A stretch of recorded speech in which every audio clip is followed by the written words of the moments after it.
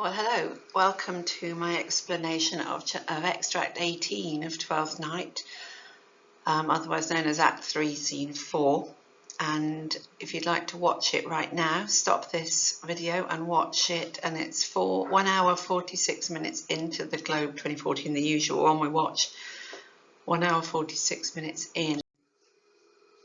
So the last extract we looked at was where Olivia declared her love to Cesario, and you should carefully read all the bits in between.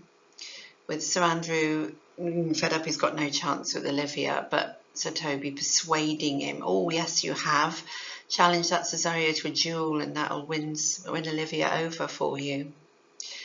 Then Maria comes in to Sir Toby and Sir Andrew and says that Malvolio has dressed up, come and look. But we don't go there, we actually go to Antonio and Sebastian, who have arrived in Illyria.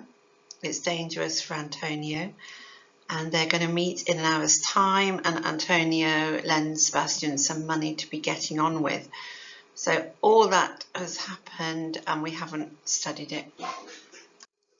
So we finally, this extract we're looking at is Malvolio in his yellow stockings, and we've been waiting a long time to see that. So he was tricked in Act 2, Scene 5.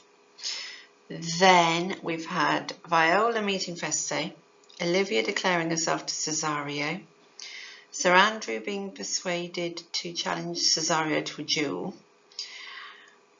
Maria saying that he's all dressed up and about to come in, Antonio and Sebastian in Illyria, Antonio lending Sebastian money, and now we finally get our scene.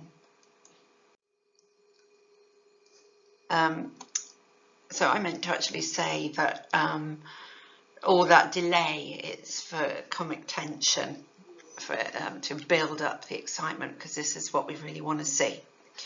So we're in Olivia's garden, and here is the dialogue between Olivia and Maria. I have sent after him. He says he'll come. How shall I feast him? What bestow of him? For youth is bought more oft than begged or borrowed. I speak too loud. Where is Malvolio? He is sad and civil, and suits well for a servant with my fortunes. Where is Malvolio? Oh, he's coming, madam, but in a very strange manner. He's sure possessed, madam. Why, what's the matter? Does he rave? No, madam, he does nothing but smile. Your ladyship were best to have some guard about you if he come, for the man is tainted in his wits. Go call him hither. And off Maria goes. So what I'll do on this video is just give you some notes, and then I'm going to do another video of how I would do a section A on it. So first of all, Olivia's talking to herself, and she is clearly, her thoughts are obsessed with Cesario. And we know she's got no chance of Cesario because we know Cesario's a woman, and we know that's very clear, but she is sharing her thoughts and looking even more ridiculous. So she says, I speak too loud. That's quite an interesting line in the theatre, because you have to speak your thoughts out loud, otherwise nobody knows them. So she's been speaking her thoughts out loud, and she decides to try to sound more appropriate. And she wants, so where is Malvolio? He's sad and civil and suits well for a servant with my fortunes. Where is he? So I'm sad, and so I need a sad servant. It's a bit like she's putting her mask back on. I mean, she's someone who's excitedly in love, but it's actually here, oh, I'm going to do my sad thing, and I'm going to need a sad servant to go along with it. So some people might think that's self-delusion. I'm not sure. I think I prefer the interpretation that she's decided to put her public face on. Then Maria's answer is this beginning of the second part of her trick, really, that she'll be able to have Malvolio locked up as mad. So there he's possessed. She's planting this possessed timeline. So Olivia, is he raving mad? No, madam, he does nothing but smile. So she's turning that instruction into a sign of madness. You better be careful. You better have some guard about you because he's tainted in his wits. You know, there's something wrong with him. So Olivia's intrigued and sends for him. We'll have a look at the next bit now. That's Olivia. I am as mad as he, if sad and merry madness equal be. Re-enter Maria with Malvolio. How now, Malvolio? Oh, sweet lady, ho ho. Smilest thou? I sent for thee upon a sad occasion. Sad lady, I could be sad. It does make some obstruction in the blood, this cross-gartering, but what of that? If it please the eye of one, it's with me as the very true sonnet is, please one and please all. Why, how dost thou, man? What is the matter with thee? Not black in my mind, no yellow in my legs. It did come to his hands, and commands shall be executed. I think we do know the sweet Roman hand. Wilt thou go to bed, Malvolio? Okay, so in this section then, so this is part of the mask. I'm as mad as he if sadness is the same as madness. So I'm so sad, I'm just like Malvolio, all part of her public mask. There we go. And this entrance of Malvolio is it looks tiny, but it's a big moment in the play. And in our production, Kai came in looking absolutely ridiculous. And it's a high comedy point on its own. So her response is, Malvolio, what do you look like? And already he's not the person she sent for. So I wanted someone to fit in with sadness because I'm doing sad now. I sent for thee on a sad occasion. You shouldn't be smiling. And he says, I'll do whatever you want. I could be sad. I'll be however you want me to be.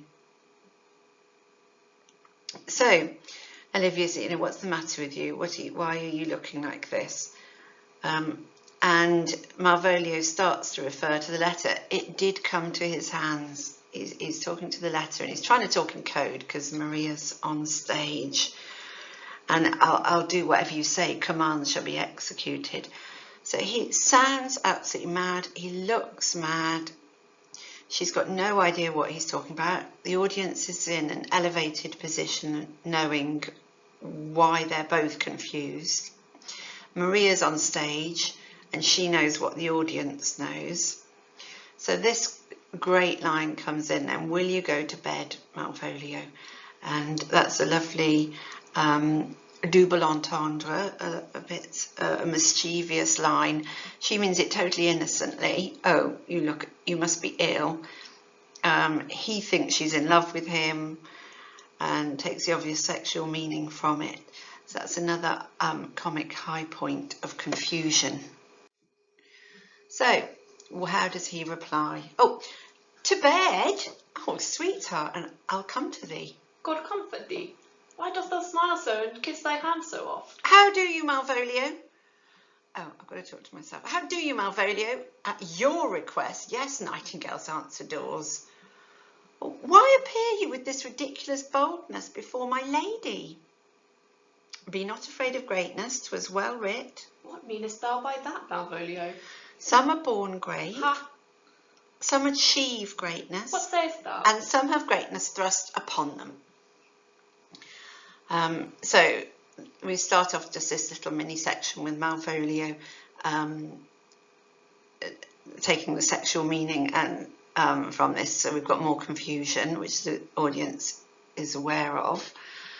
In the Globe production, he was smiling and kissing his hand because he'd got the letter in his hand, and that's why Maria leaps in at this point, because she doesn't want him to say, well, I'm kissing my hand because I've got your letter in it. This is a diversionary tactic, and that's quite a nice way of seeing it. So she says, how are you, Malvolio? It's changed.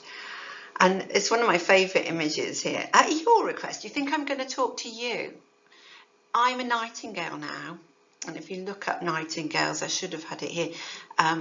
They're in the same league as swans. They're a kind of regal, poetic bird. And a jackdaw is kind of a big crow. And so I'm in a totally different class to you now. So me talking to you is like a nightingale talking to a jackdaw.